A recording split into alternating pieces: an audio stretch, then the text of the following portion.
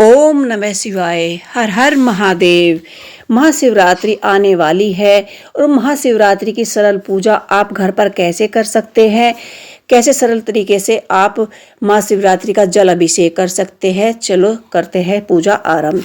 तो यहाँ पर हमने एक चौकी लगा ली है, चौकी पर हमने वस्त्र बिछा लिया है। इसके बाद हम चावल से शिव परिवार को आसन देंगे। आप चाहे तो फूलों का आसन भी दे सकते हैं।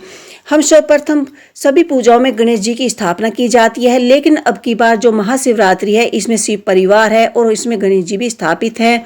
तो ये हम सरल पूजा कर रहे हैं। ये मैं आपको सरल तरीके से ही पूजा बताऊंगी।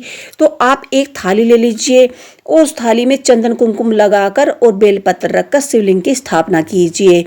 उसके बाद आप शहद लगाइए और उसके बाद आप दूध से जल अभिषेक कीजिए। जल अभिषेक करने से पहले आप शिवलिंग पर थोड़े से फूल बेलपत्र रख लीजिए। उसके बाद आप पहले दूध से शिवलिंग पर जल अभिषेक कीजिए। कोई भी जल अभिषेक करे, या आप पंचतंत्रों से जल अभिषेक करे, या 5 पत्रों से जल अभिषेक करे, या जल से करे, कम से कम आपको 3 बार जल अभिषेक करना है। कहा जाता है शास्त्रों के अनुसार कि शिवलिंग पर 3 बार जल अभिषेक करना चाहिए, तभी आपकी पूजा पूर्ण मानी जाती है। तो यहाँ पर हमने बेलपत्र शिवलिंग के नीचे स्थापित किए थे।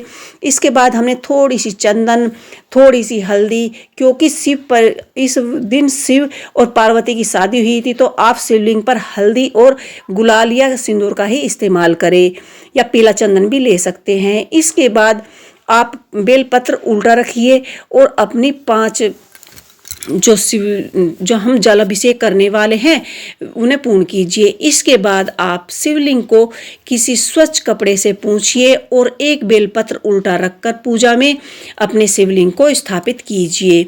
हम पूजा शिवलिंग पर जल अभिषेक हमारा हो चुका है। अब बताएंगे हम पूजा हम कैसे कर सकते हैं।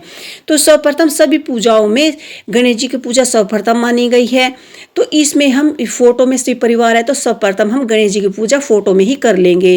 सबसे पहले हम एक दिया जलाएंगे और दीपक जलाने के बाद हम अपने गणेश जी की स्थापना की है उनकी पूजा करेंगे, क्योंकि हमने जल अभिषेक तो करा ही दिया है। लेकिन महाशिवरात्रि के दिन हम शिव परिवार की पूजा करने वाले हैं। अब हम गणेश जी को जल स्नान कराएंगे। उसके बाद उनको हम चंदन लगाएंगे और उनको रोली अर्पण कर कर गणेश जी की स्थापना कर उनको आमंत्रण पत्र देंगे। इसके बाद हम शिव जी की महाराज की पूजा करेंगे और पार्वती माँ को सिंदूर चढ़ाएंगे। शिव भगवान को हम हल्दी चढ़ाएंगे और माता पार्वती को भी थोड़ी सी हल्दी हम लगा देंगे। और इसके बाद उनको भी हम चंदन रोली वस्त्र रूपी मोली और माता पार्वती को वस्त्र रूपी कलावा चढ़ाएंगे। और इस तरह से आप अपनी पूजा घर पर भी सरल तरीके से कर सकते हैं और पूरे परिवार के साथ आप ये पूजा कीजिए। इस दिन कहा जाता है अगर पूरे परिवार के साथ आप ये पूजा करते हैं तो उसका अधिक फल मिलता है। आपको पूरे दिन का उपवास करना चाहिए और जिस शिवलिंग की आपने जल अभिषेक किया है उनको भी मोली चढ़ाकर और रोली चंदन कुमकुम से अपनी पूजा आरंभ करनी चाहिए।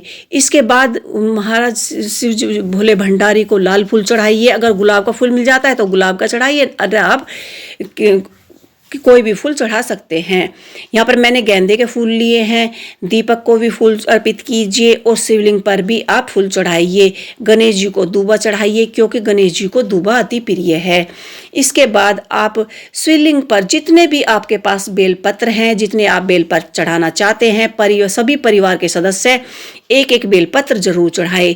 जितने फूल है फूल चढ़ाए और माता पार्वती को चुनरी या साड़ी और उनका श्रृंगार का सामान जरूर चढ़ाए और उन्हें दक्षिणा चढ़ानी ना भूले।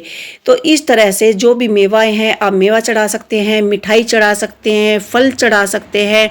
और महाशिवरात्रि के दिन जो बेर आते हैं उनका अधिक महत्व माना गया है। आप उनको बेरों को जरूर चढ़ाए और जाकर यह पूजा आप शिवालय में भी कर सकते हैं। नहीं तो आप सरल तरीके से अपने घर पर भी पूरी आसानी के साथ यह पूजा कर सकते हैं।